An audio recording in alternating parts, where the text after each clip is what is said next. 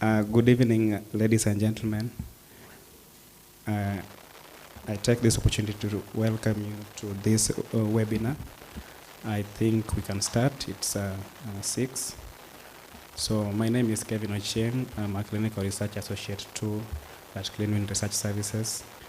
I'll be representing Clinical Research Society of Kenya, which is also facilitating this important series of webinar alongside Victoria Biomedical Research, which is our host. So actually this is the first series of 2024 webinar that we are conducting as part of showcasing Kenya's capability in terms of clinical trial research. So I'll give a very quick overview about Clinical Research Society of Kenya.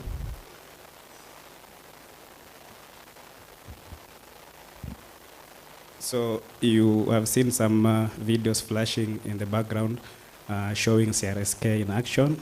So Clinical Research Society of Kenya is a non-profit organization platform that represents all professionals within clinical research, and it's an important conduit for clinical research penetration in the community, and it leverages on creating a robust landscape for clinical trials. So maybe quickly about our mission statement.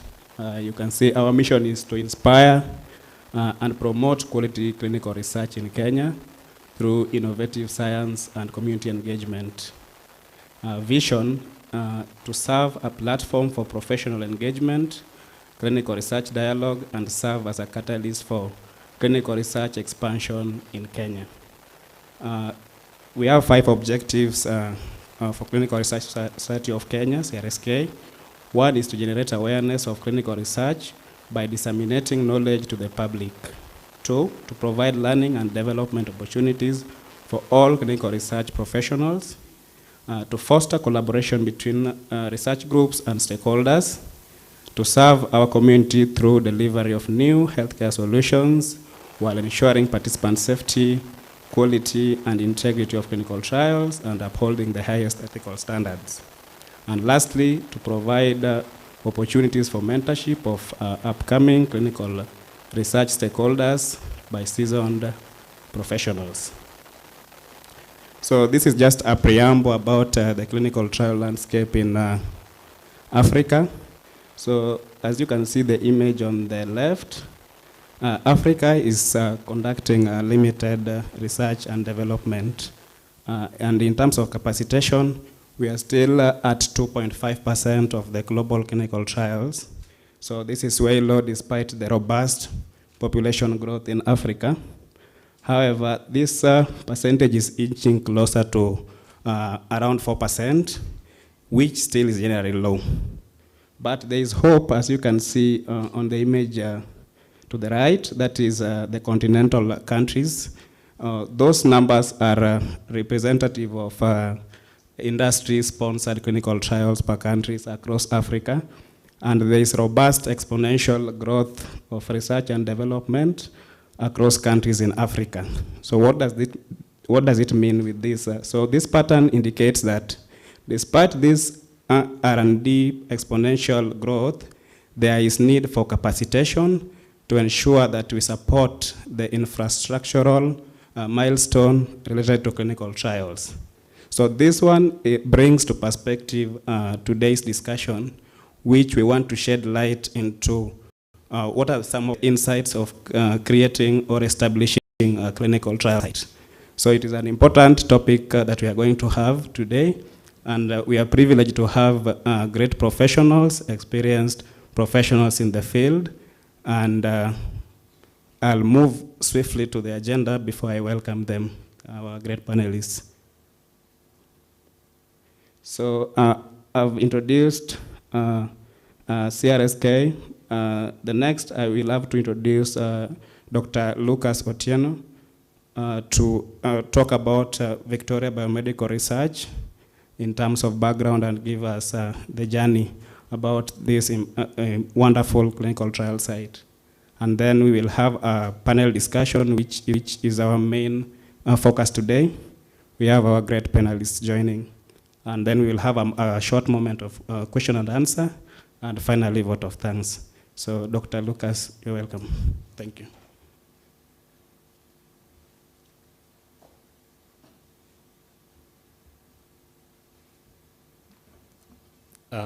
Good evening, ladies and gentlemen. I would like to first of all welcome those of us who are physically present with us today in Kisumu, and at the same time welcome those who are present online. I hope that you haven't struggled to log in and join us for this meeting. I noticed that there was quite a bit of interest. So my name is Dr. Lucas Otieno Tina. I have been a clinical research scientist now for almost 20 years. Next January, that will be 20. And over the years, I've worked in many clinical research studies at the Kenya Medical Research Institute and the Walter Reed Project. And over the idea of starting a clinical research organization in order to expand the research space is something that I, together with many of my colleagues, thought of for very many years before finally we decided to bite the bullet. And sometime in 2019, we decided to set up Victoria Biomedical Research Institute as a non-profit research organization. And it took about a year to get registration, maybe 18 months, until September of 2020, just when COVID was really quite a menace. Then the institution was set up, was registered successfully. And then in early 2021, then we decided to commence our journey. So the topic for today is about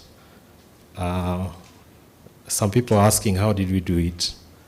And I think especially given the resources needed, and we are in a resource challenge setting, how did we go about it? So others want to learn from us, and also we can share some of the challenges and some of the successes that we've had.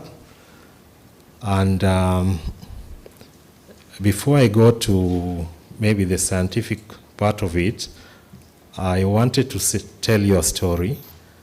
I learned in communication during the malaria vaccine trials that in order to capture your audience, you need to tell a human story. So I'm going to tell a human story, and hopefully it will speak to the journey of Victoria Biomedical Research Institute.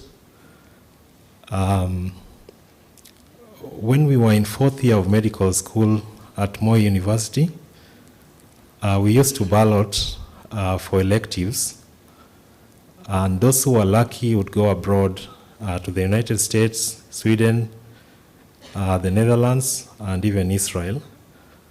And if you got a no, then you'd look for an elective opportunity locally. So during that ballot, I got a no.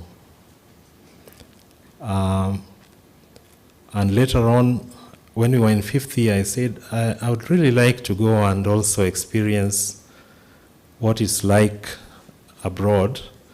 So I said I would like to go to the United States for my electives. And in 5th year, we used to do special rotations.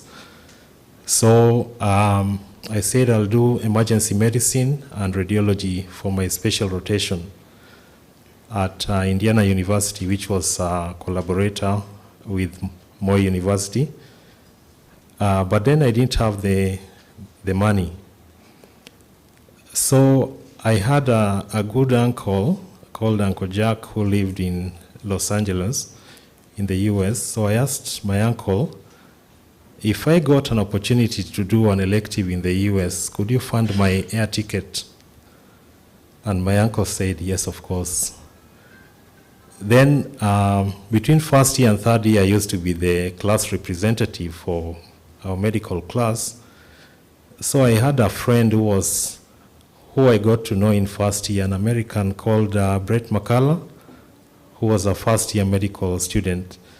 So by the time we were in fifth year, in the US, the rotation is 4 years, medical school. He was already a resident. So I went to Brett and asked him, if I got an opportunity to do an elective, could you be my host? And Brett said, sure, I'll be your host. Then we had a respected professor from Indiana University called Professor Joe Mamlin. So I went and told Mamlin, if I had an air ticket and a place to stay, could you help me get into radiology and emergency medicine? And Professor Mamlin said, of course, yes. So then I brought these resources together and went for my elective. And while going, I had an empty suitcase. The reason being that when you get to the US, you'll be looking for Harrison textbook of medicine or Nelson's for pediatrics or Ganong for physiology. And you'll find that they have older editions which are probably no longer up to date, but in Kenya, those ones will be up to date. So that's why I was carrying an empty suitcase. And then while going, my younger sister was already working, and my mom gave me $70 as pocket money for 6 weeks. So when I got to the US, then I discovered that in the hospital, every day at lunchtime there is a CME. And at that CME there is pizza, and there is Coke, Sprite. So I was permanently at the CME during lunchtime. So I spent $10 over 6 weeks. And my classmates in radiology, the Americans, they would be like, hey, would you like to go for dinner? And I'm like, of course. So now, the moral of the story is when we were starting Vibri, then we are like, for you to do clinical trials, there are certain things that you need, which are capital intensive. So of course you cannot buy all of them. You need space, right? So are you going to do construction?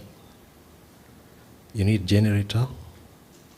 You need some lab equipment. So how do you go about it? Once again, you've got to leverage on the resources that you have around you. And in our case, we thought about it, and one of the books that I like reading is called the Prosperity Bible. The Prosperity Bible talks about the mastermind, meaning that when several people come together, then most likely you'll find a solution to a problem. So we thought about it, and then one of my colleagues said, why don't we try the Kisumu County Referral Hospital as a site? And I was thinking about it and wondering, Kisumu County, is there space there really? So we decided to go there. Met the administrator who welcomed us and the medical superintendent, and for sure there was space there.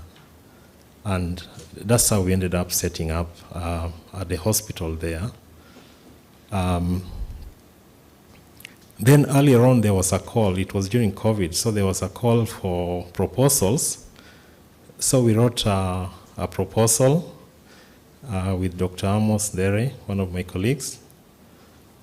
And we said, for this study to be successful, let's think outside the box. Let's do this thing here in Kenya, but let's also look at the region. And we went to Rwanda, we went to DRC, because through the outfit that we had started, S Research, S was already working in those countries and therefore knew the site leaders. So we said, we know Professor Hippolyte in DRC, we know Marie Michel in Rwanda. Why don't we come together? The proposal is stronger when it's a consortium, more than if it is a single site in Kisumu, Kenya. In the eyes of the funder, because we are trying to solve problems that are not just in Kenya, but in Africa. And then we said, Kenya is an Anglophone country, DRC is Francophone, isn't it? Therefore, if we are thinking about regulatory approvals in the Anglophone and Francophone countries, maybe this will make this thing more attractive. Then it so happened that the call was about expanded access in special populations for COVID vaccines. And everybody here was struggling with access to COVID vaccines. I remember when Sputnik came, it was going for 11,000 Kenya shillings, and it was like that's a vaccine for the rich. And when Johnson & Johnson vaccine came, before that was AstraZeneca and then Johnson, it means you'd probably get dose 1 AstraZeneca, dose 2 Johnson, but nobody had done a study to find out if you get a heterologous combination instead of a homologous combination, how safe is it? How well does it work? So we said we'll do this mix and match because that is our context. And then see whether it is safe, whether the immune response is good, and probably also look at the efficacy. And then at that time, the pediatric population had also not been tried. So we said, let's enroll adolescents as an age de-escalation strategy into this trial. And despite the fact that in terms of infrastructure, we were not having much, the science sounded really good. So the funder became interested, and when they started asking us questions, that is the Coalition for Epidemic Preparedness Innovation, CEPI, we're like, looks like these guys are interested in funding this thing. And yet, the site was very modest. So we said good science sometimes can trump over infrastructure. So it's not always about the buildings. The human resources, if you have good ideas, already it means you can do something. So that is how Vibri started developing. And we came from being a startup to being a sponsor, an investigator-sponsored trial led by us. So we ended up now becoming a sponsor. And therefore, our lead in the pharmacy became the sponsor lead for pharmacy. Our lead in the lab became the sponsor lead for the lab. And that also speaks to the strength of the Kenyan clinical research community, which we also saw earlier with the Ebola epidemic in West Africa. So I think the moral of the story is that it's possible to do these trials in a resource-limited setting if you leverage on your resources and basically work with your colleagues, then it's possible to make this happen. I think for now I'll stop there, and thank you very much, and please feel welcome for this webinar tonight. Thank you.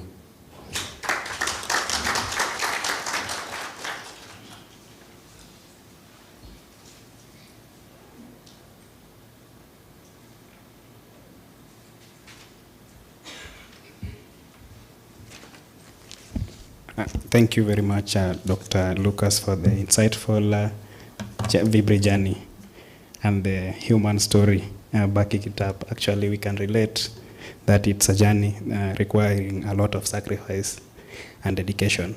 So at this point, allow me to introduce the panelists to the podium so that we can have the in-depth discussion. So I'll start with Dr. Lucas Tina, of course. Welcome.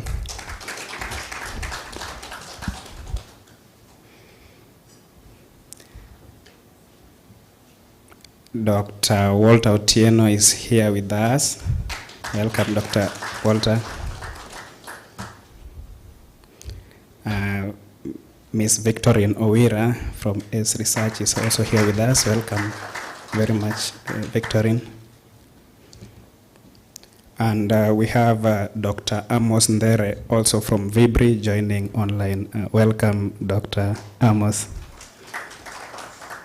And lastly, we have Dr. Doreen Karimi from Gertrude's, also joining online. Welcome, Dr. Doreen.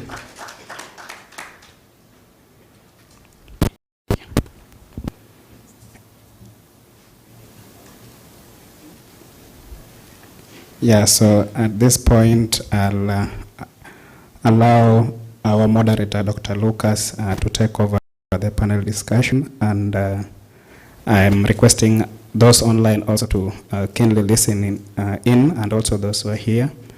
Save your questions. We will have a Q&A session after this. Thank you.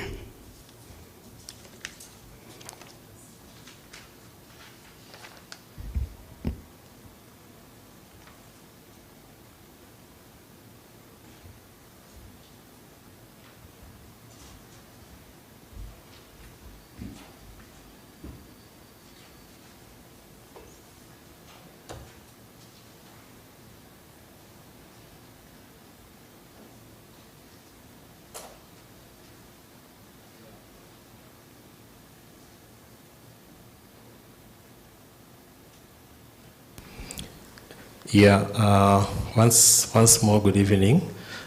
And yeah, I'd like to welcome the panelists. And yeah, for today's webinar, the focus was on developing a clinical research site in a resource-limited setting. And so the first topic of discussion is on feasibility. How do we assess the feasibility of establishing and sustaining a clinical research site here in Kenya? So for this question, I'll probably start with Victorine. Yeah, Victorine is somebody who has worked on site for many years and also currently working with the CRO's research. And therefore, feasibility is something that's right down your alley. So I'll give you a chance to go first. Yeah, thank you.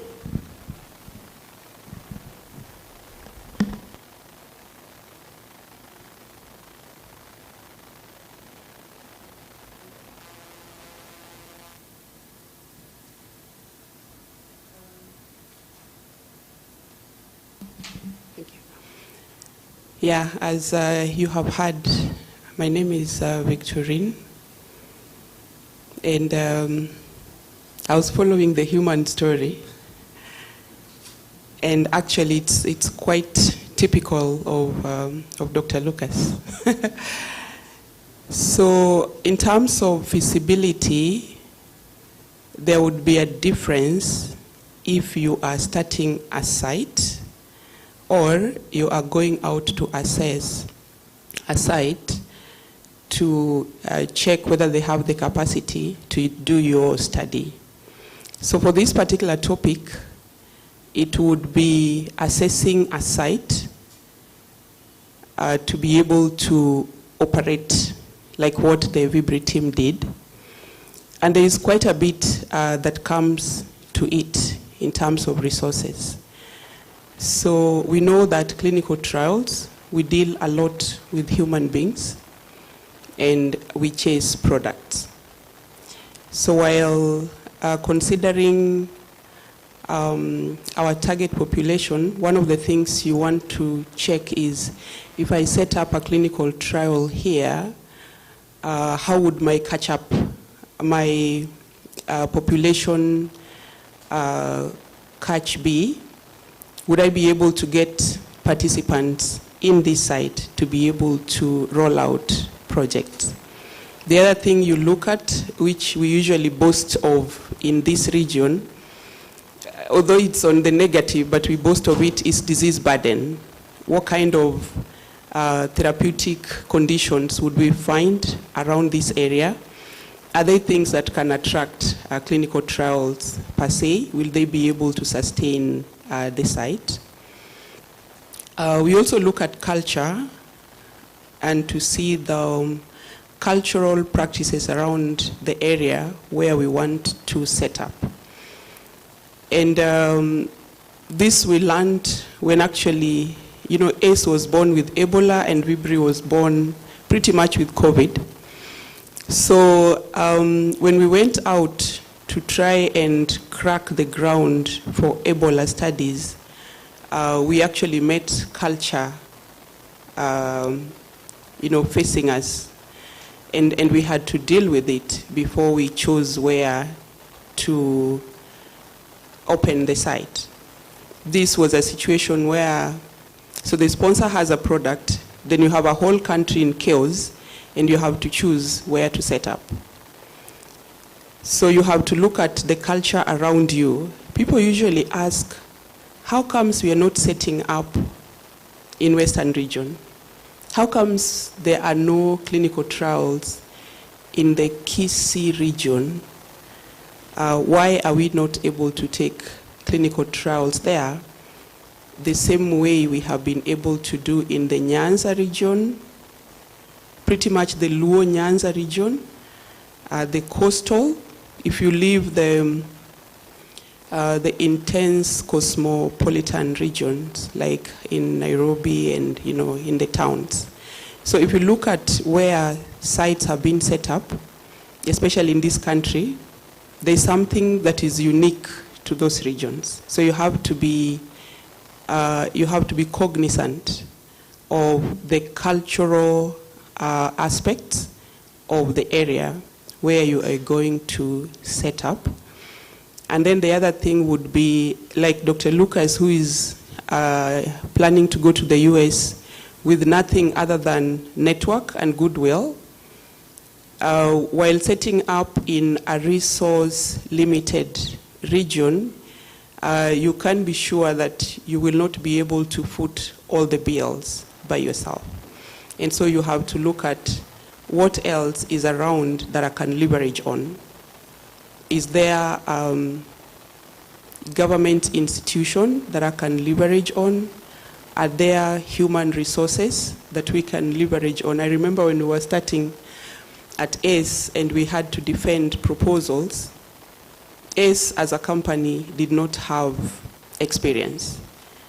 But there were great resources in terms of individual humans within ACE that had a lot of experience and actually have been able to win quite a bit based on that. So as a site, you would also have to look at what is there that I can leverage on so that you don't close your site before it even opens. But in terms of, so if us as a CRO goes out to look at a site, especially a new site that has just been opened by one of the investigators, one of the things you will not be having is that experience as a site, which is usually one of our first questions. So the CRAs in the room will tell you that they look at experience. Which studies have you done? What was the success rate? A new site won't have that. So when we go out to that site, we'll be looking at the other things that are complementing the site and would have to also look at how will the site mitigate what they do not have. For example, we are looking at experience in conducting a clinical trial with aspects of cold chain with regards to investigation of product, and also when it comes to sample management. This is a site that has no history. They haven't managed any excursions as a site. They probably haven't managed any imports, any exports as a site. But what do they have in place that they can leverage on and make sure that at the end of the day, this study, when taken to them, is not going to fail? So I think we did quite a bit for Vibri when we came out. And then when to go to such sites, usually it is pretty early so that if there are gaps to be filled, we make sure that there is time to be able to fill gaps. Remember, this is a site that can easily become the sponsor at the same time. So you want to ensure that you're still selecting the site, and you're selecting it with all the fairness, that you are supposed to consider while selecting that site. But if you're selecting the site, like now Vibri site, for a different sponsor, then the CRO would be responsible for the implementation at the site at the end of the day. So you really have to make sure that you take care of all the aspects that you would still look for in an experienced site. Thank you. Yeah, thank you, Victorine. I think she brings out several important points. One of them is culture, which she alluded to earlier. But I think part of the reason why maybe this region has been at the forefront is the disease burden that was what I call the traditional diseases, malaria, HIV, TB, which initially were of interest to many sponsors and the global health community. Something else which she has mentioned is the ecosystem that you can leverage on. A good example is like currently there is a study that we're involved in where DEXA scanning is required. We don't have a DEXA scan in Kisumu, but we have access to where that DEXA scan can be found. So sometimes you don't have to have like the lab in-house for certain tests, like even COVID PCRs, for example, but can you access them within somewhere close to where you are, for example? So yeah, I wanted to point that out. Dr. Walter, thoughts on feasibility when you're thinking of setting up? So thank you very much, Dr. Lucas and Victorine. I think one of the most important thing is actually the human resource, because research is a specialty, just like any other specialty. So if you are looking to set up a research center, you really need human resource, and not just the principal investigators. You also need a way that you can actually mentor the young doctors, the young researchers, so that you have a continuous stream. And the other thing is that if you are going into a research center, it's not just the doctors, the PIs. You really have to have a good setup with good clinicians, nurses, clinical research coordinators. And one of the things is that a few years ago, this was very difficult. But you see right now, with a number of research centers, you can actually go out there, get somebody who's experienced to help you start up, either on loan, or if you can take them completely, then I think that is still okay. Because, we have to say the truth. This happens all the time. You have a center, they have the people you require. If you can get them so that you boost your place, so be it. I think the other thing which is which I would want to say is that it's very important, especially, and I must say that our county referral did very well, because where you have research center set up and where you have education research center, there's normally very good flow of funds, and if you have funding, then you realize that even the way the patients are managed is much better. And I would give you an example of, if you have a research center in a particular place and there are certain investigations which the hospital cannot do, then they can leverage on the research center. So, and I think generally if that is done, the research center benefits and also the patients benefit, the hospital benefits, the administration benefits. Thank you. Yeah, thank you, Dr. Walter. One of the important things Dr. has mentioned is the human resource element. And one of the things we were thinking about actually from the beginning was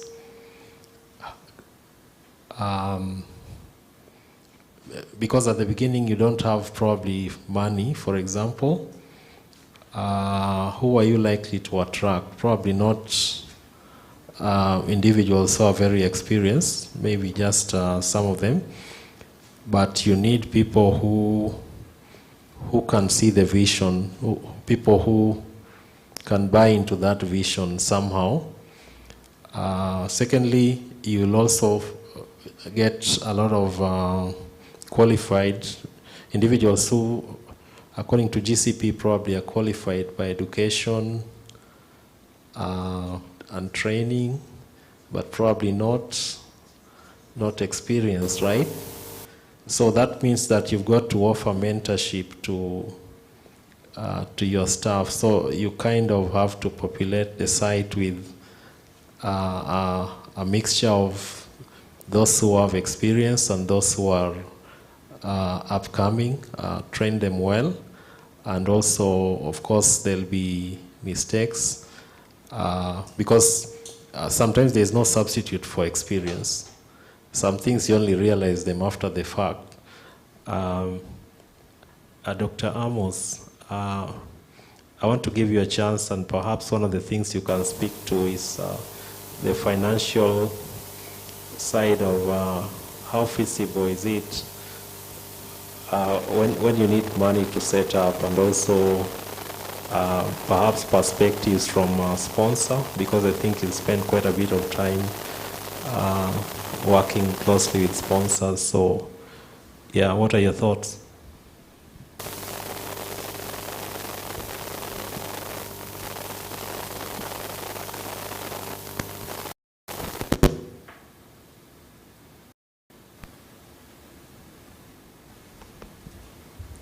Sorry, Amos. We're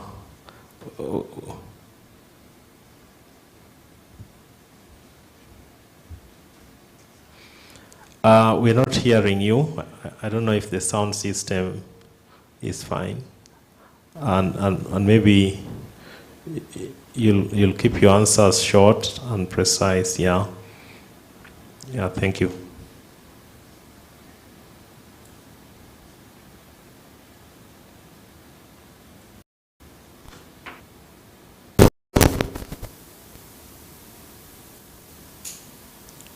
Sorry, we're not hearing you. So I think as they sort that out, we can have Dr. Karimi.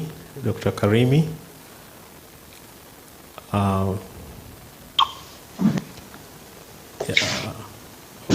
Welcome, Dr. You could give us your perspective. Yes. Yeah, Dr. we can hear you. Yeah. Okay, I think we've had a bit of challenge with the sound, so maybe if I could kindly request, would you want me to share perspective on the financial aspects of setting up a clinical trial site, or would you want to maybe give me a question for myself as Amos is trying to get his sound ready?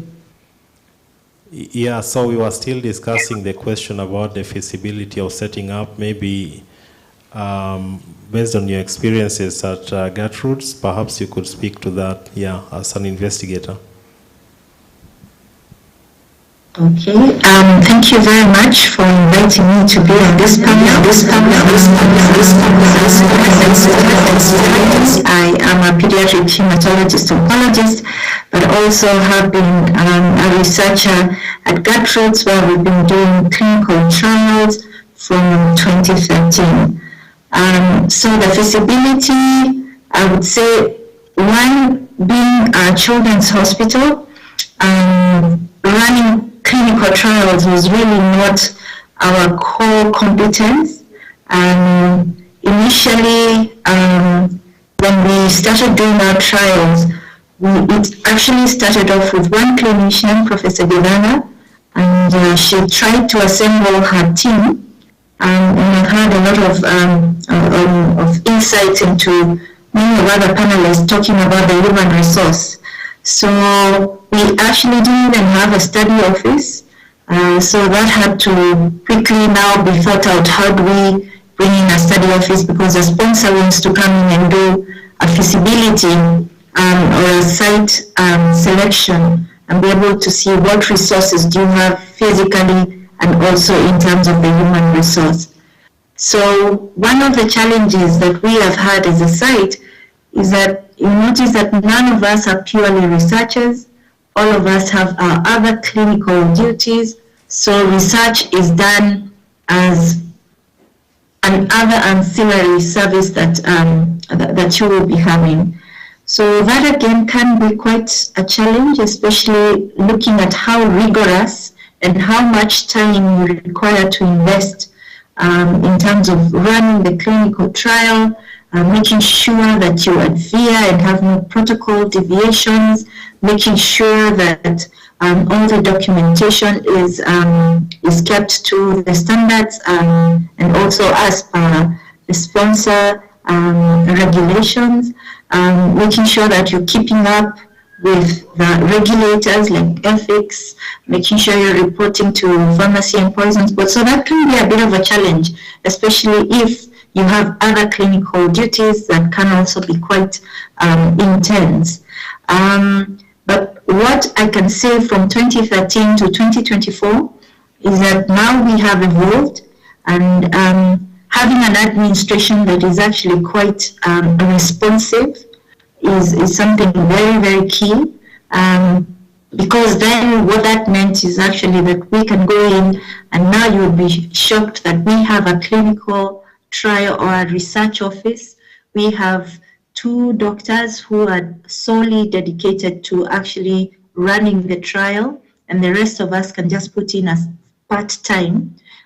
We have a study coordinator who is also just solely for the research. So I think what clinical trials can do is start where you are. You might have a few challenges, but as you evolve, as you go on to have some mistakes happen, as you said, Lucas, you learn from your mistakes, then you keep building on it. And soon enough, as the years go by, you will be able to marshal up more resources to be able to get these trials to the level that really they should be. And as you rightly said, even at the beginning of the presentation, that Africa has really been underrepresented when it comes to doing clinical trials, but we have the capabilities, we have the physical and human resources to do it. We just need to put our teams together and get the necessary support. So thank you for that question. Thank you. Yeah, thank you, Dr. for sharing your experiences, and I think a few things to note from her discussion. One is her specialization, pediatric oncology, which speaks to what I call the future, in the sense that we are coming from a history of infectious disease clinical trials in Africa, but now that space is expanding. And therefore, those who are involved, cardiologists, endocrinologists, oncologists, mental health practitioners, I think there are opportunities in those areas as well. And the other thing is, historically, most people who do research tend to do mostly research, and those who practice tend to mostly practice. But then now we need a little bit more integration, and that's something that also is a good reason why we set up within the hospital, so that those nurses who are in the hospital can appreciate what clinical research is and how we get to vaccines. Because there were a lot of rumors around COVID, for example, including among not just lay population, but even those who are health workers. And part of it is because that journey from when a drug is discovered or a vaccine until it's shown to be efficacious and safe, many people are not exposed to that kind of environment. I think something else which she has spoken to is you need those who are core and those who are, because the specialists need to be supported. So they need good coordinators, they need good lab people, good regulatory people and bioethicists and so on in order for these studies to be done well. Amos, let's try again and see if you are on. Yeah, is it working now? Yeah, perfect. Thank you. Okay, thanks. Yeah. So thank you very much, Lucas. I just also wanted to share what Dr. Mutua mentioned, and particularly what we also discussed in the beginning regarding the status of research in Africa. So we've been looking at what the trends are over the past couple of years. And I would say that in 2014, which is probably 2014, which is probably a decade now, we had probably just about 4,000 trials in Africa. And you can see since that time, we've had almost 450% increase in the number of trials that are posted and are conducted in Africa. Currently, we are about 18,000 trials. And if you look at the map that was shown in the beginning, you'll see that 50% of that, actually slightly even more, 10,000 trials are happening in Egypt as a single country, which means that the rest of Africa, basically, we are having less than 50% happening here. And if you look at really what is happening in Egypt, they are mainly non-communicable disease trials, so oncology, cardiovascular. So I think even as the sites, as new sites come up in Africa, one of the other considerations that they need to be discussing is what specialty or what therapeutic areas they need to focus. That has a big impact in terms of the number of studies that they'll be able to support and how sustainable those sites will be in the future. Sponsors tend to look at a couple of things. One, as Victorine has mentioned, do you have access to patients that fit into a protocol? So access to patient is important. And it is not just access. Are you able to access as a site those patients in a timely manner?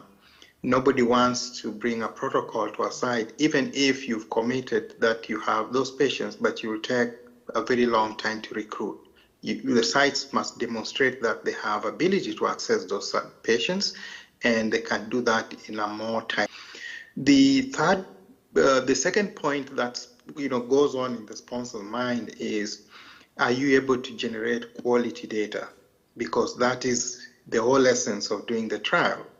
And how do we ensure that the quality is good? Again, by underpinning the studies on GCP, as Victorine had mentioned. So training, capacity building in terms of enhancing quality systems at the site level by developing SOPs, developing processes that ensure that the work is reproducible regardless of which staff conduct them, and that the work will be of good quality that meets international standards, because the data of research that are generated in Africa help with approval, not just in Africa, but these are submitted to stringent regulatory authorities such as US FDA, European Medicine Agency, and we are also seeing Japan and actually even the China Regulatory Authority using some of the data generated in the continent. So the second aspect that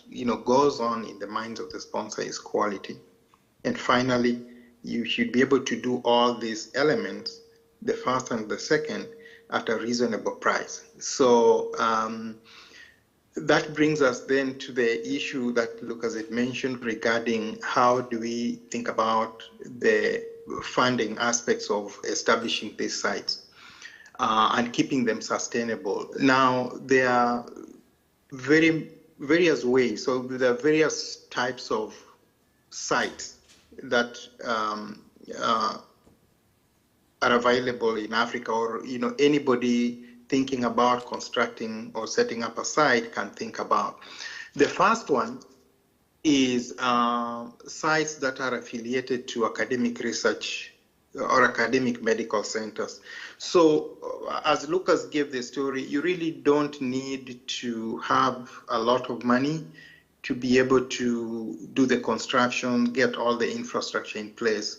If there's a relationship and collaboration that can be established with academic medical center, that really does a lot of heavy lifting, because then as you set up the site, there are certain infrastructure that you can benefit from these established institutions without necessarily having a capital investment. The second type of sites that we have in Kenya are hostels, both public, private, and faith-based. These are already existing healthcare delivery systems that you can partner with to get a space, then co-share or collaborate and co-fund some of the aspects that are required for research, because these hostels primarily provide clinical care. You can be able to get a space, use some of the equipment that are already existing there without necessarily raising huge capitals to be able to invest in this kind of infrastructure. We also have community hostels. A good example is, for instance, Kasagam Hostel. We've been there a couple of times to see what they are doing. They are primarily addressing community healthcare problems, and they have access to the patients, and they already have infrastructure. A partnership with them can also really be very instrumental in ensuring that groups can set up sites without needing a lot of money to do so. We also have independent research, institutes. A good example in our setup is Cambridge. Those are public, capital intensive. The primary mission is research, not necessarily patient care. There's based on my understanding, a collaboration with those institutions is also a possibility that anybody aspiring to start up a site can think about. I also really just wanted to emphasize that we have a huge resource that we can leverage for research in Africa without necessarily requiring a lot of infrastructure, and these are physician clinics.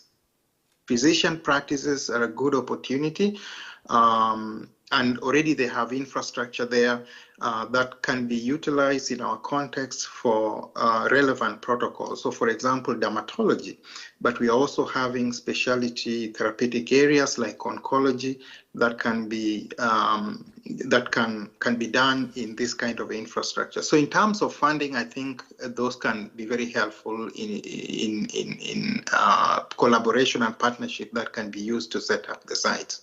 Thank you. Yeah, thank you, Dr. Several good points from Dr. there in terms of expanding the research landscape, and also in terms of the fact that you need to have the patients and you need to have a price that does not discourage research. Something else I wanted to mention from the Vibri experience was you need to at least be at a certain level. In the beginning, we were looking for example, asset financing from the banks and medical equipment suppliers, and we chased them for quite a bit of time, and we realized that's not working. So eventually what happened is I decided to take a circle loan to buy equipment, and I agreed with my colleagues that you're going to make sure that I'm able to pay rent and eat at the end of the month. I mean, So I took the loan, and then their job was now to send money to me on a monthly basis. That enabled us to import some equipment from China, like freezers, centrifuge, biosafety hoods, and so on. And also I went to Nairobi to Hot Point. You know Hot Point at the Storage Center? I'm looking for a minus 25-degree freezer, and so I go to Hot Point and I buy one. Of course, when it comes to the lab, it doesn't have a door that is lockable. So then I asked David to get us a fundi to try and put a lock there. They called me back and say, Daktari, this guy has created a big hole in the freezer door. So basically, it's no longer a freezer, and it's brand new. So I get mad for a few minutes, and then he's like, I think I know someone who can fix this thing. And fortunately, that guy was able to fix that freezer, and it's working very well. We'll move on to regulatory ethical approval, regulatory authority approval, that pathway. And Dr. Walter, maybe I'll give you a chance, and then Victorine. And I think this is something which is also a challenge. I think you need to speak to some of the challenges so that it's an area that those who are listening can appreciate what we lose when these processes are a bit late. Yeah, Dr. Walter. So thank you very much, Dr. Lucas. I think I would speak as somebody who sits in the IRB. I sit in two IRBs, the IRB at Maseno University and Cambridge. And I think when it comes to regulatory, I think it's very important because if you read some of the protocols, then you know that you actually need regulation, because some of the protocols you read and they are really off. But one of the things is that we need good IRBs, and the IRBs need to be very fast, need to have hawk eyes, so that the reviews can be done very well. But again, the other thing is that IRBs can actually can make a site lose a lot of work, because some of the approvals can take forever. We've had approvals which take like 9 months, 1 year, and by the time you are almost done, the sponsor tells you that unfortunately, we are almost at the tail end of the study. So it's two ways. We need them, but sometimes they make our work very difficult.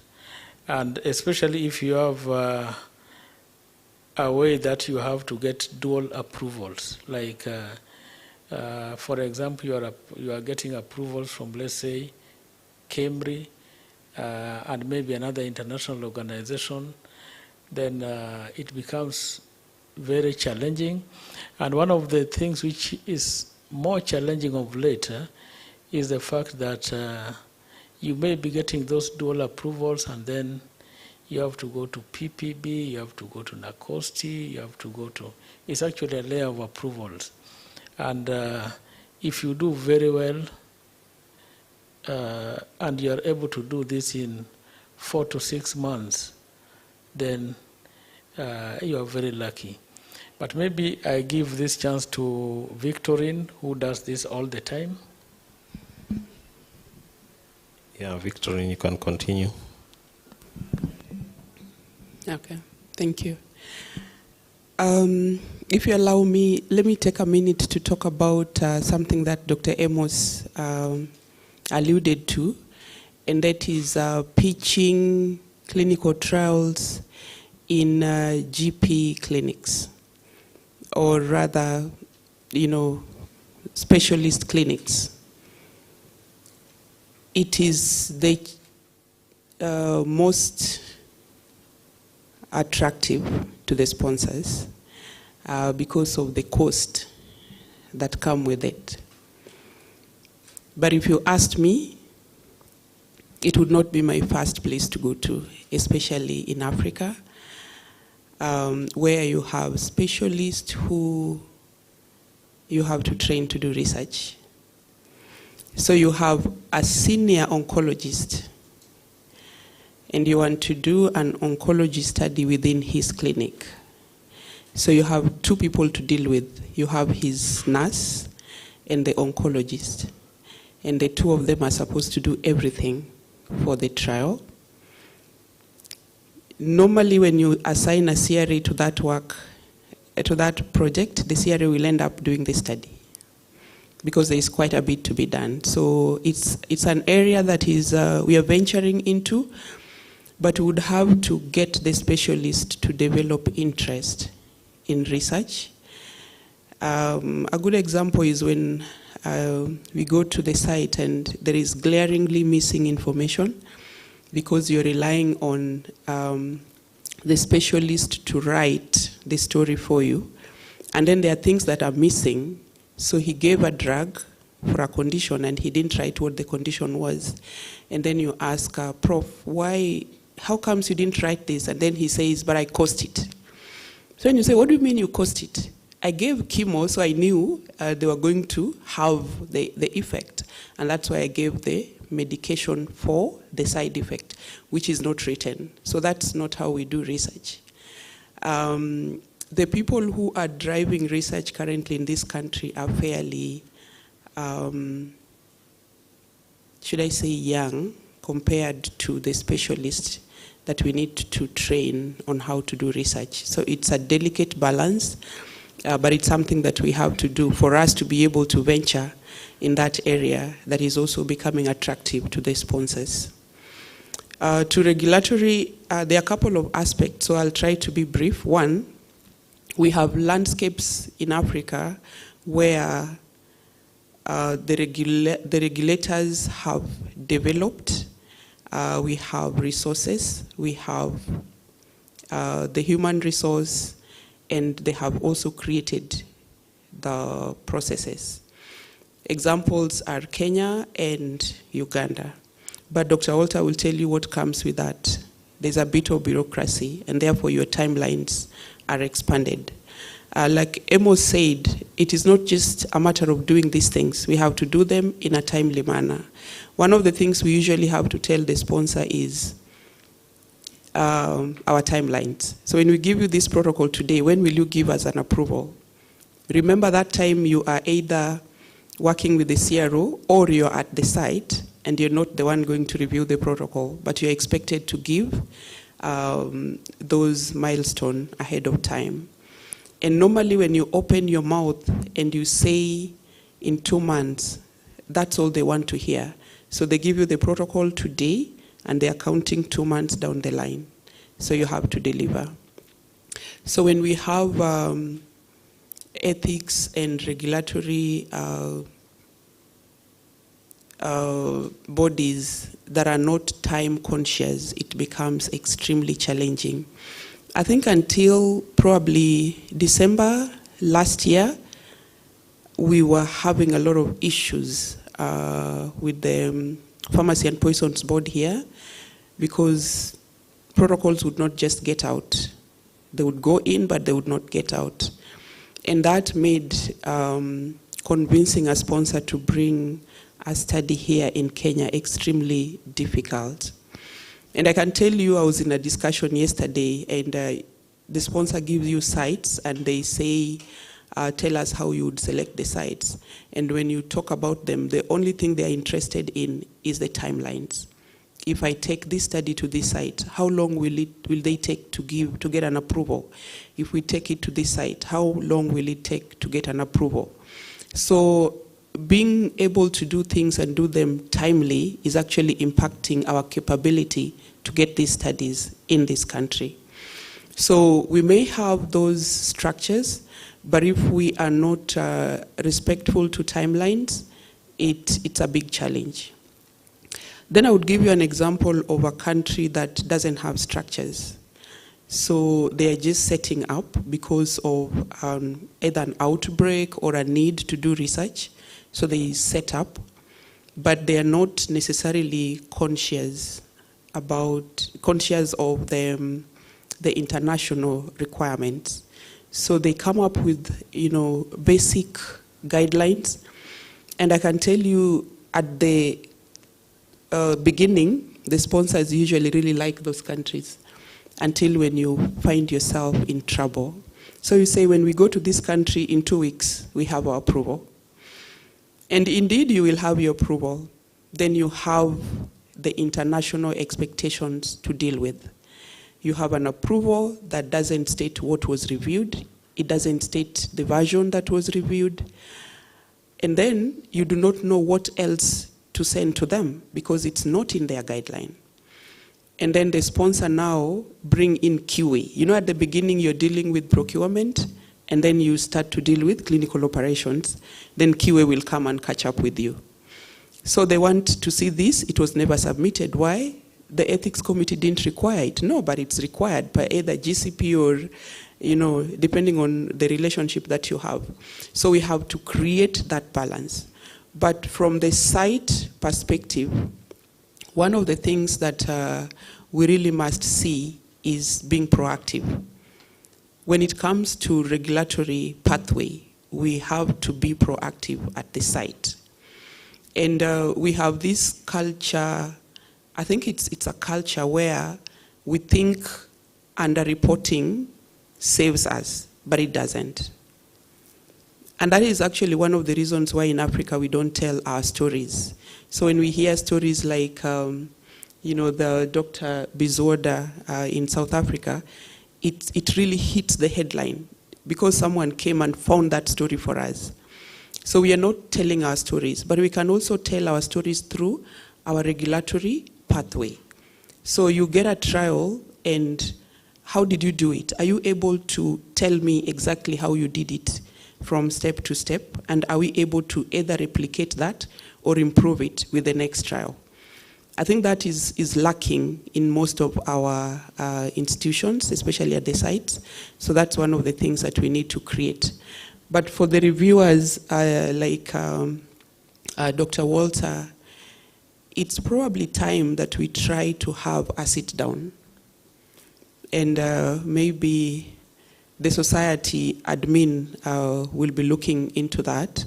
It is probably time to look to have a sit down and talk about what really do we want as our minimum requirements, and how can we ensure that everything is standardized. My recent experiences with both ethics and regulatory is that we are not standardized. If you gave me a protocol to review and then you follow through, then next time you give Dr. Walter that protocol to review and you follow through, our steps are not standardized. Our asks are not standardized. Leave alone the things that would be unique to a protocol. Just the basic processes, they are not standardized. So that's actually one of the areas that we need to work on. And I think I would leave it to the society to see how best we can do that.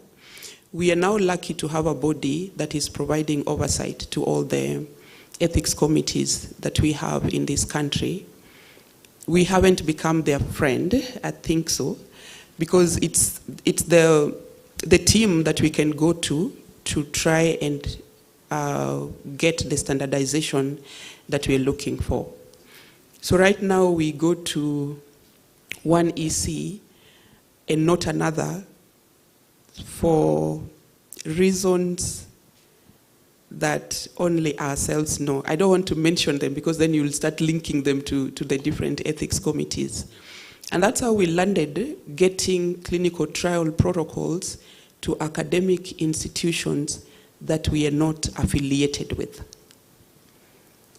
And then NACOSTI catches up with them.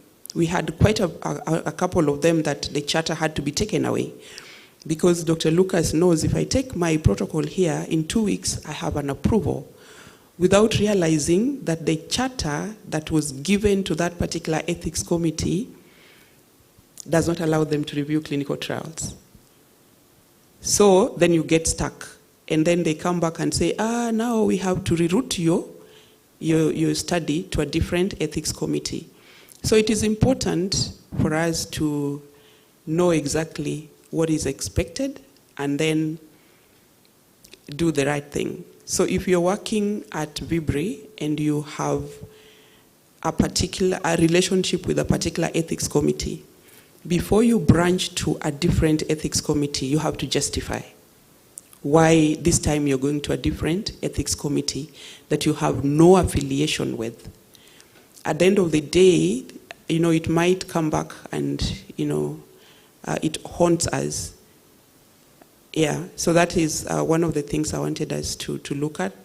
But for sure, we need to have a sit down, because we need to standardize that process to make sure that it's painless to the sponsors, to the CROs, and even to the sites. Because when the studies don't get to the sites, then they start issuing threats with notices of contracts and stuff like that. And the teams don't like to receive those kind of things. So we don't get studies, then threats will definitely come in one way or the other. Thank you. Okay, thank you, Victorine. So maybe just a few take-homes from Dr. Walter and Victorine on regulatory and ethics. One is we have to appreciate the need for proper review, because it protects the patients, it protects the participants, it protects the researchers, and it protects the people who eventually benefit from these medicines and vaccines.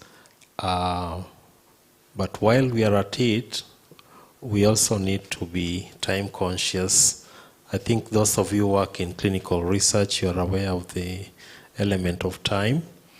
And having said that, maybe for the larger audience, in the Kenyan context, if you want to do a clinical trial, the pathway is ethics committee first, then the regulatory authority, which is Pharmacy and Poisons Board, and then the National Council for Science, Technology and Innovation will give you a permit, a research permit. So those are the three steps, and normally they are sequential, except during COVID when it was more of a parallel review process. And as has been mentioned, not every ethical research committee is accredited to carry out review and approval of clinical trials. So if you go to the website for NACOSTI, you'll find information there on who can and who cannot do that. And if you're not sure, you can still call NACOSTI and they would respond to you and provide you with the correct guidance. Maybe Dr. Karimi, you could speak to your experience with Gertrude on that.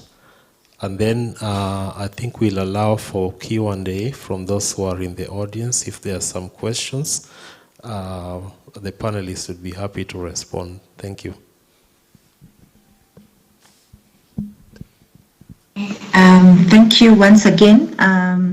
But yes, I actually resonate with a lot of the points that my two other panelists have put out, Dr. Walter and also Dr. Victorine. And yes, one thing I appreciate, at least from IRB, is that at least they've tried to automate a lot of things, even in terms of the submission. And I know it's a working process, but I think it's something a lot of IRBs should probably try and see, so that even when protocols are actually uploaded by researchers, that we can have them reviewed even online, and save on the time that it takes for physical meetings and even the waiting time. for them to review different documents. Of course, the other regulators, I don't know how much power we have to speak to them. I think the only thing we can is maybe just have a sit down, maybe with the Clinical Research Society of Kenya, and see how we can get these regulators on board to really see some of the pains that we go through, especially when you prepare so rigorously for a trial, and because it's stuck somewhere in that whole chain of PPV review or NACOSTI approval, then you lose out on really contributing to that data. So I think it's really to, even from my experience of submitting to the regulators, sometimes you really are not sure how much time is going to go through. You have sometimes no power of knowing where am I stuck, and you have to really keep prodding and pushing and wondering, what did I do wrong? What am I waiting for? And sometimes those communication channels are something that we really need to work out with the regulators so that we save on time and we are able to actually be able to tap and have most of these trials done in our setting, because even for us as researchers and sites, when we prepare so much and we end up losing out because time is over and we can't recruit anymore, it's really quite demoralizing for us, and it's a wasted opportunity because maybe there's something we'd have picked out.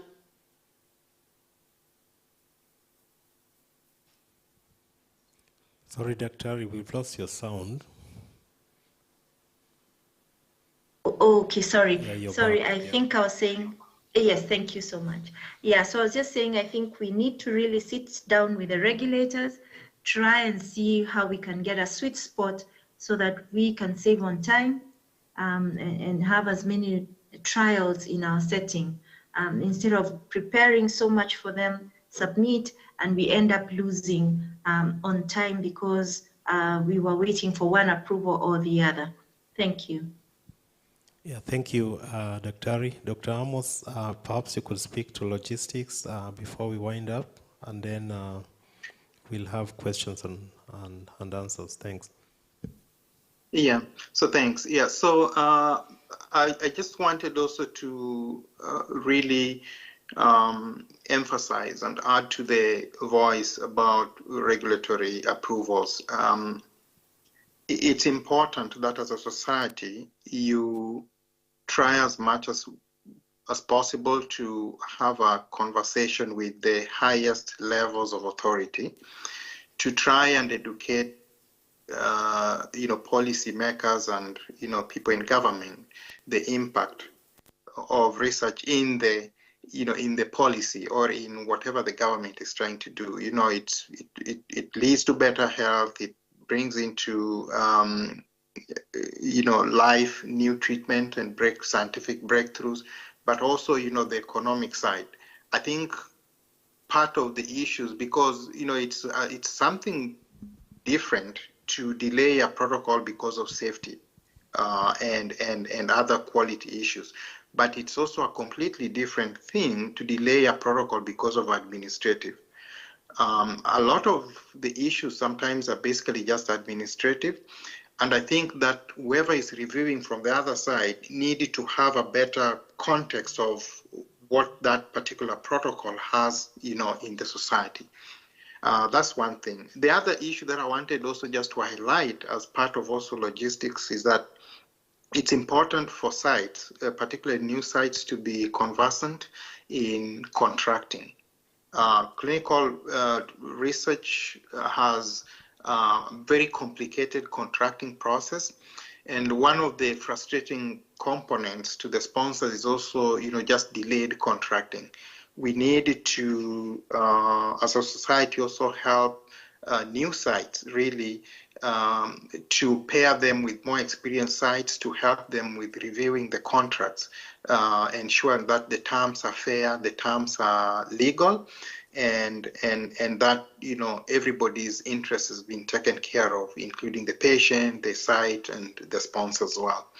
There are standardized languages that cuts across, contracts. One of the things that, for instance, a society can do is to try to harmonize for new sites, specific contract languages and clauses that they needed to ensure that exist.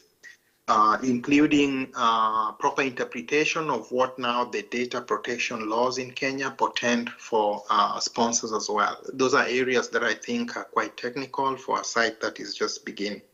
In terms of logistics, there are a couple of other logistical areas that need to be taken care of, particularly for a new site. We would promote, as Lucas mentioned, establishing vendor relationship with service providers. You need to ensure that your patients can access the site. So how do they get there? If you need to either reimburse their travel or get into a contractual relationship with the transport or concierge company, that's something you need to ensure that it happens. You need to have a vendor relationship with, let's say, radiology, because you don't need to really have a radiology machine to have a site. You can have a contract with some of these providers that support your operation, courier companies, as well as storage companies like G4S and other facilities that have a deeper understanding into the particularly the guidelines or regulations that control the application of clinical trial practices. So these are some of the things that, as a new site, you can consider instead of basically investing in your own infrastructure to ensure that you can get up and running very quickly. And some of these costs are passed to the sponsor, are not necessarily need to be met by the site. I think they can be treated on a case-by-case basis and passed to the sponsor. So thank you. Yeah, thank you, Dr. Amos. I think there's a lot that can be talked about, but I think those were very important points in terms of vendor management, labs, supplies, pharmacy, logistics, hotels, taxis. It's a whole industry that travel agents and so on. So the benefit sometimes is not just at the level of the site. It's something that impacts the economy as well. I think at this point I would like to open it up for any questions before we wind up. I'm not sure how that will be arranged, especially for those who are not in the room.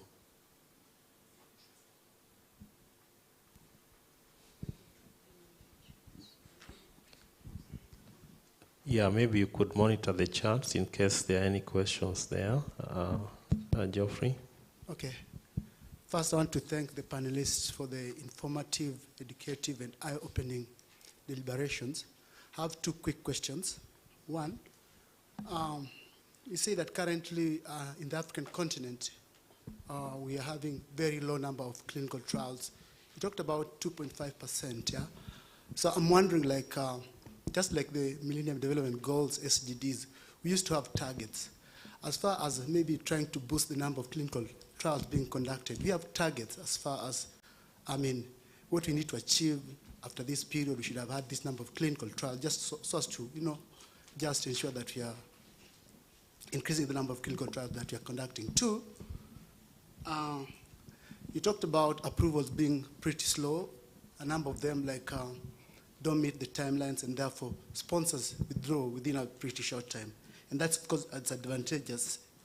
It comprises a number of people because you lose job opportunities and, of course, funds. So as people conducting clinical trials, what are we currently doing so as to be able to mitigate this such that we don't have sponsors pulling out, because then we are missing an opportunity in terms of structure, employment, and stuff like that. Thanks.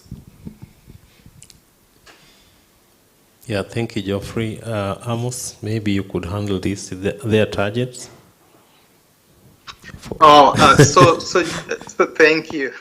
So, Geoffrey, we don't have universal targets for these, but I'm sure yourself and others, from this meeting, you're going to make it your mission that we can compete with the rest of the world. I'll tell you, for instance, in the States, they have almost 250,000 clinical trials probably happening. And yet there are 300 and something million people compared to 1.2 billion in Africa. I think there's really a lot of potential there. So there are external factors really that can work in our favor. So for instance, during outbreaks, we normally see an upsurge in requests to do the trials in Africa. But what we are trying to say is that we do not necessarily need to depend on infectious disease. Let's try to look at other therapeutic indications, which, looking at the data and publications, we have these diseases in Africa, but we've never had a frank discussion with potential sponsors and showed them that, hey, we can be able to do them. The other things that are happening in terms of regulation, so for example, the US FDA require more diversified data.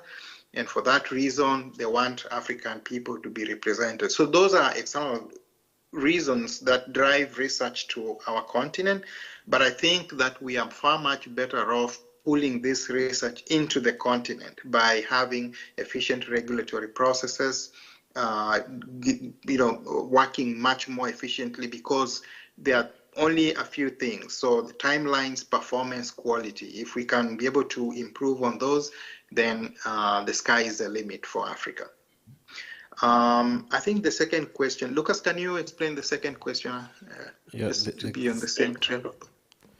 The second question was about approval timelines and what can be done about it.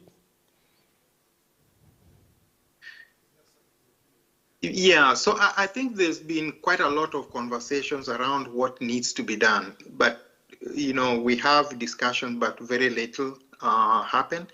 I think, in my view, what we need to do is to be as practical as possible. As we outlined and Lucas mentioned, look at research and how it impacts the entire economic system. If you have, let's say, a protocol that is, a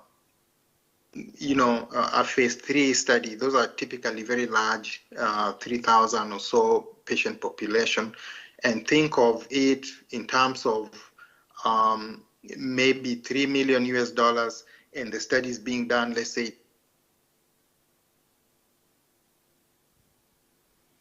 it's huge. So I think for us, we really need to, as a society, again, lobby the policymaker, lobby the ministry, and tell them, hey, I think we have a problem here. And because, again, regulatory approval is out of our control. It is not in the control of the site. It's in the control of a third party. We basically need to have frank conversations about what impact it has on the studies and how we can be able to make the wheel run very efficiently. I would tell you, in some countries, as Victory mentioned, in some countries, Mali and the rest, they tend to have a much faster approval because they clearly understand the connection of delayed approval and the impact it has on the patient, but also on the sites. So for that reason, our experience is that depending on what we see in their guidelines, they really review very quickly. Another thing that I think as a site and as a society we can do is to begin advocating for parallel review process. I don't understand why our system, for instance, promotes a sequential review. Why can't we have a parallel review process like in other countries instead of having a sequential? These are conversations we need to make. Thank you. Yeah, thank you, Amos. Kevin, you had some questions?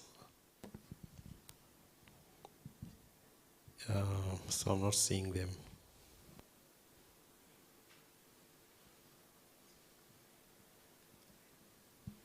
I see Dr. Indo Yeah, has so some questions. we are running out of time here, but I think there are a few questions here. The first one is, do international sponsors for global study require digital capture, e.g. EDC or paper-based, is acceptable? Yeah, so generally, many sites in Africa, including in Kenya, are still using paper-based source documents, but then that data is transferred onto an electronic platform. And most of the time, those platforms are sponsor-specific. The sponsor comes with their own EDC system, like Inform, Rev, Medidata, for example. So I think the most important thing is the ability to collect that data, have good data, and then it can be transferred. Then second question from Victor, do we have spaces for clinical statistical programs within the Kenya clinical research sites? These roles come in handy during the data set and output generation. That's correct. I think statistics is an area that is underutilized in our context, and many investigators struggle with that component of the research. So you have a lot of data, but then you're not really publishing it because of challenges with statistics. So normally I think of it as a grand challenge of global health, but probably it's not treated that way, but I think it is the reason why there is less eminent African scientists on the global stage, despite the fact that they do the good work, because your publication is what speaks for you, I think. So those are things that we also need to look at. Kevin? So there are a few more questions. I'll let my colleagues respond. Yeah, there's a question, what is your experience with inspections in the region? Very important question. I think, Victorine, you could address this maybe from your experience in West and East Africa.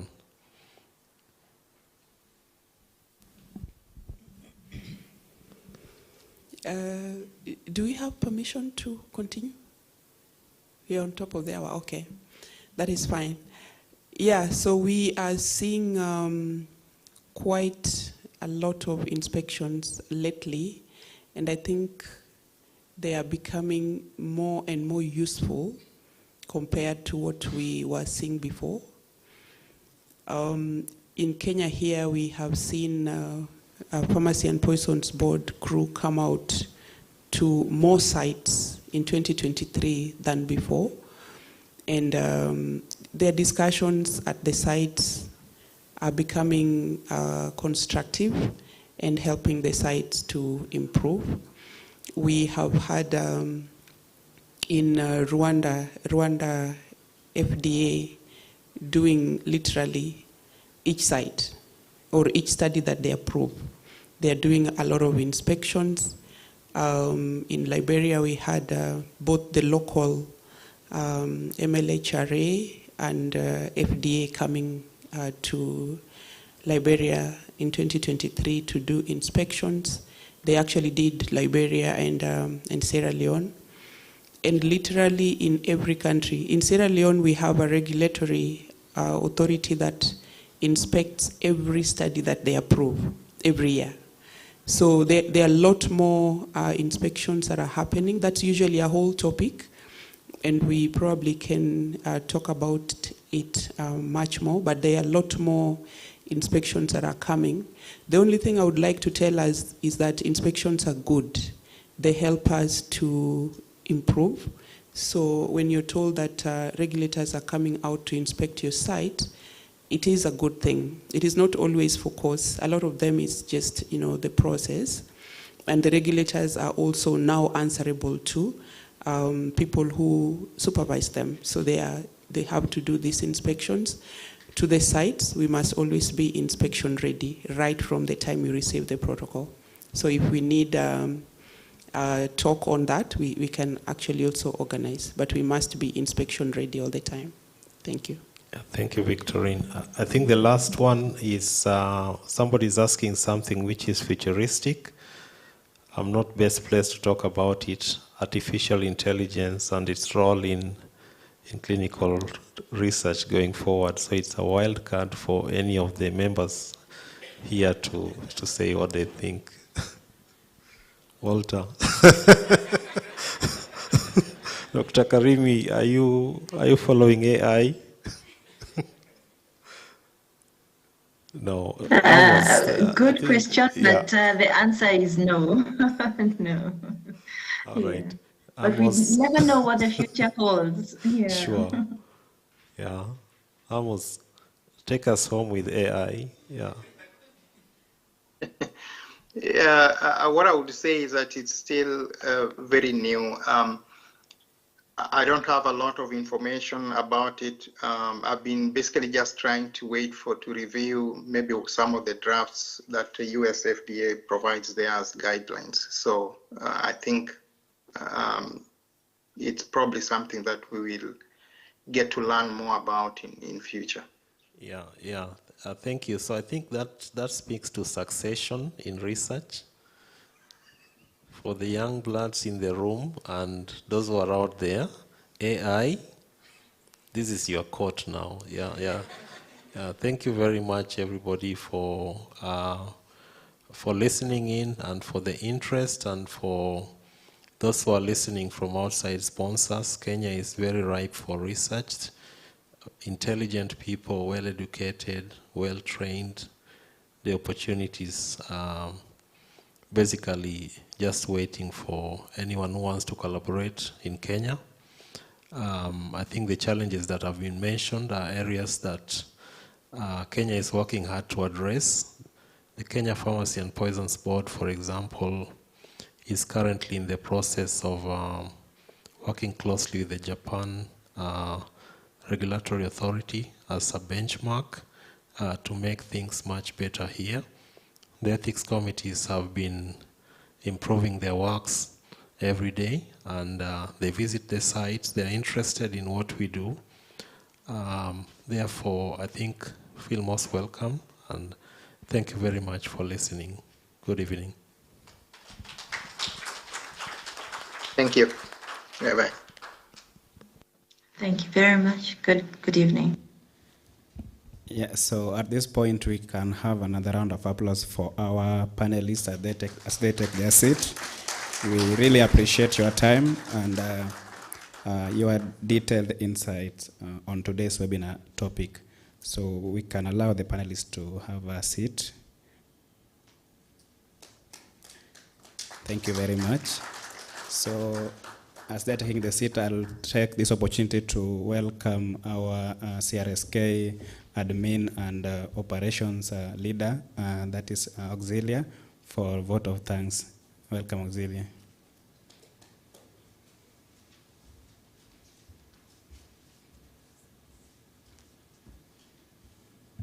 Thank you, Kevin.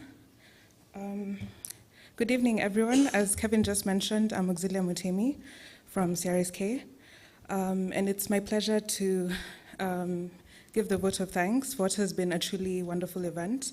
So on behalf of the organizing committees from both VIBRI and CRSK, I'd like to extend our heartfelt gratitude to our esteemed guests of honor from our panel, starting with Dr. Luke Castina, Director and Principal Investigator at VIBRI, who is also our moderator for tonight, Dr. Amos Ndera joining us from the US, and Victorine Owira from ACE Research, Dr. Walter Otieno from KEMRI and Maseno University, and Dr. Karimi Mutua, who is from Gertrude's Children's Hospital.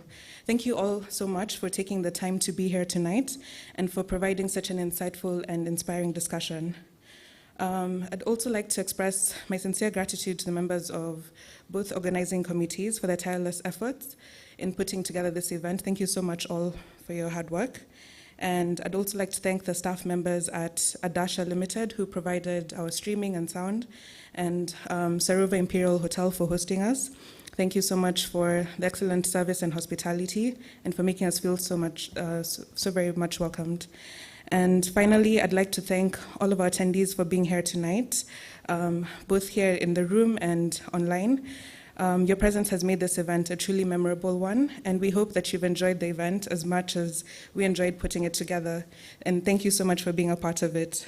So thank you once again to everybody for your time and support. We hope to see you at our next event, and we wish you all safe and enjoyable evening. And please register to be a member of CRSK.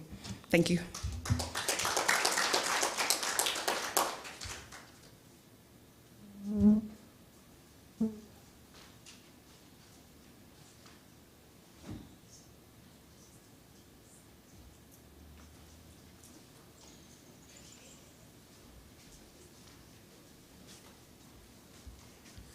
Oh, and for those of us in the room, you're free to join us for refreshments.